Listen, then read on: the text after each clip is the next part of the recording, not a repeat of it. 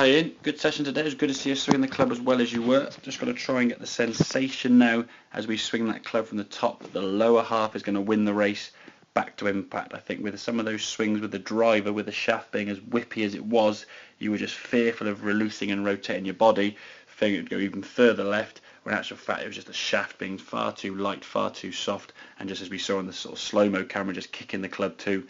So as you got to impact, the hands on the club were trying to sort of square up, but the club had already gone. It was going to just hoik it way to the left. So looking at this iron swing now, certainly the movement on the way back is good. That right hip now is rotating around itself. There's a lot less, if at any slide at all. Get the club to the top of the backswing in really, really good position. Yes, if we were arguing, it's a little bit longer than standard, but hey, we're sort of clutching at straws there.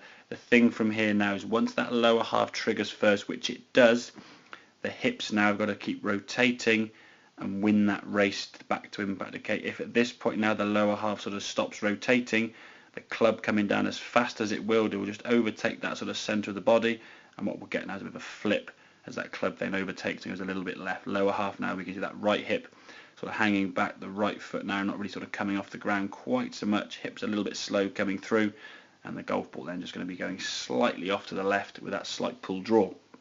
The problem was, and as you said, to compensate for that, you try to just slow the arms and the club down so the hips could actually win the race. What we're going to try and do is get those hips working faster to keep up with the club rather than just slowing the club down. At least that way then we're going to be more of an aggressive, more positive swing rather than sort of a negative, guidey, proddy swing that you said you were sometimes feeling. But certainly now with that driver being in this new shaft you said you've got, I'm sure you've had a lot more success now with that, so you can release the body a lot better, get the hips in the lower half, win the race, and that ball be flying as straight and as true as it was by towards the end of the lesson. So hope that all makes sense. Any questions, obviously feel free to give me a shout, and I'll see you next lesson. Cheers, Ian.